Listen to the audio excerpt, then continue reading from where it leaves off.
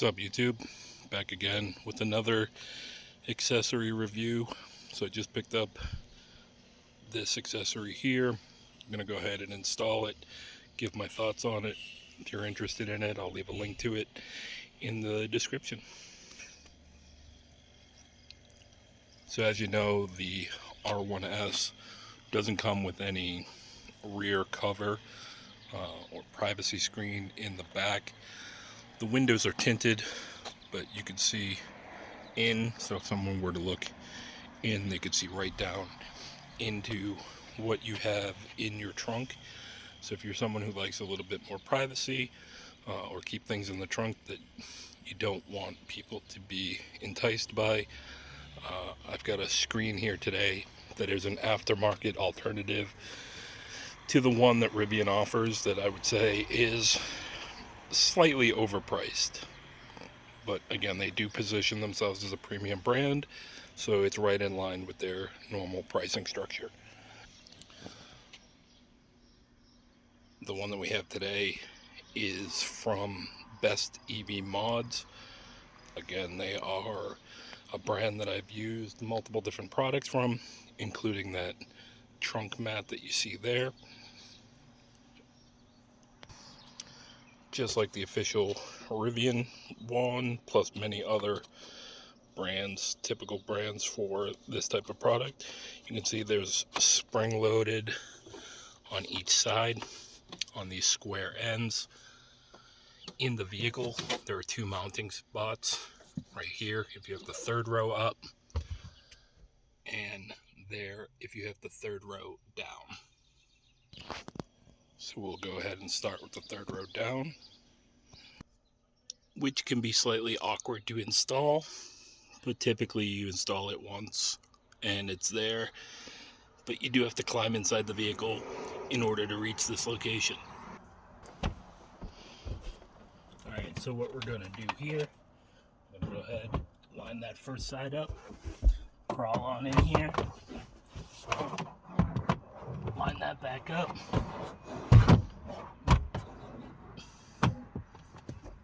let that spring load right in. You can see how sturdy that is.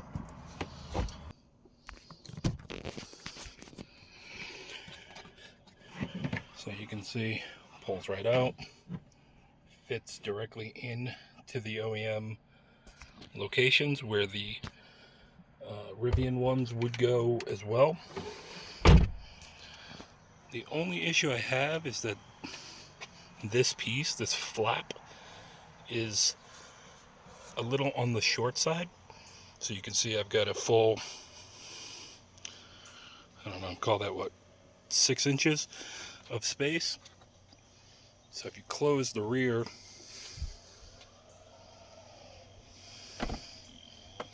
and you were to try to look in here, you can see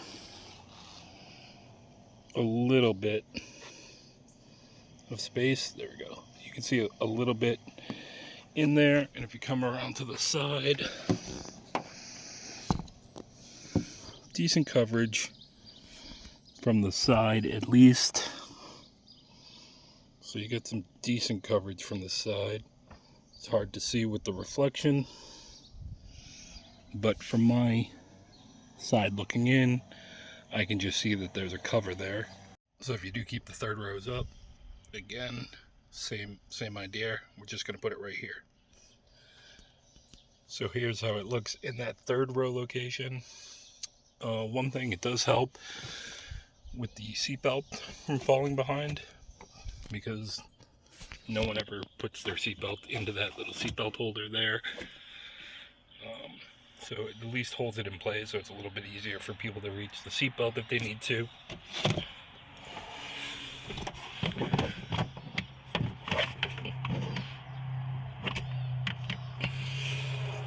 Alright, so I'm going with it extended.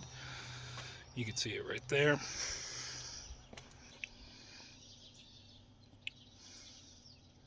So again, if you want a little bit of privacy in the back, you know, you keep your work laptop or whatever back here instead of the front for whatever reason, you now have some covered space. Alright, the next item I have is a replacement air filter. So this will fit either the R1S or the R1T. Still by BestEVMods.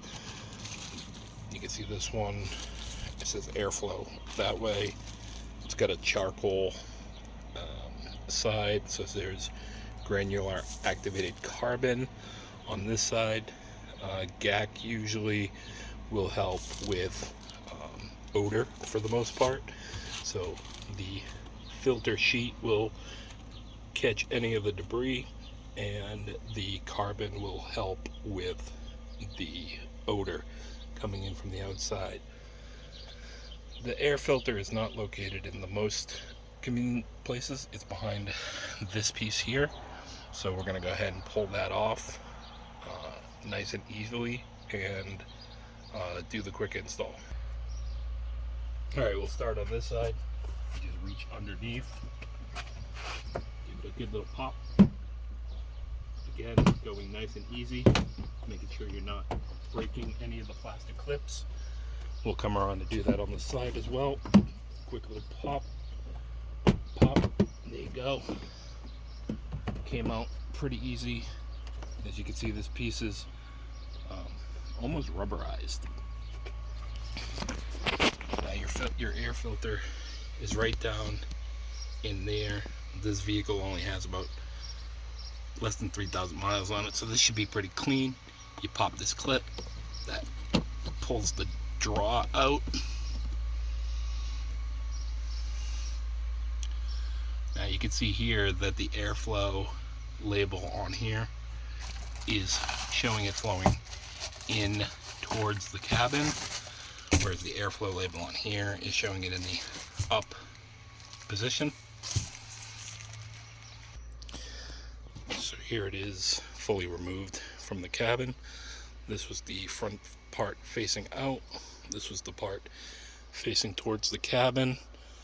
Pretty clean on this side. Again, pretty low miles on the car, so this shouldn't be too bad. As far as OEM air filters go, this one's pretty good.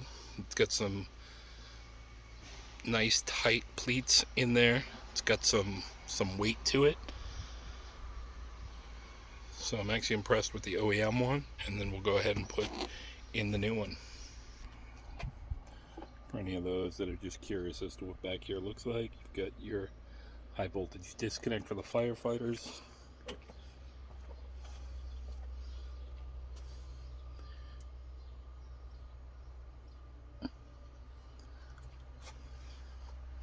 And that's what the holder for the air filter looks like.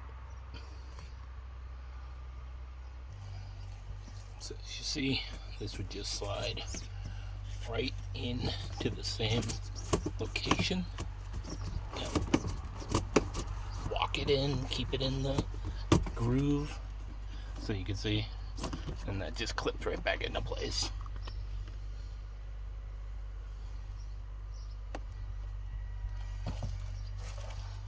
So the other one looks like this. This is what the new one looks like. So because air direction doesn't necessarily matter, because it's coming in from the front, flowing through, you can install this in either direction for that airflow label. But what I did was I made sure to install it so that this little tab was slightly sticking up, so that when I go to change it in the future, I have something to grab onto to then pull out of. Just something to consider. Then just go around, line up the piece of plastic that you removed with those points there, as well as the points here along the sides, and then just give them a good push so that they lock in place. And that goes on pretty easy. Once you get it lined up, those clips almost slide in on their own. Just go, give it a good push around each clip area, just to make sure it's locked down well, and you're good to go.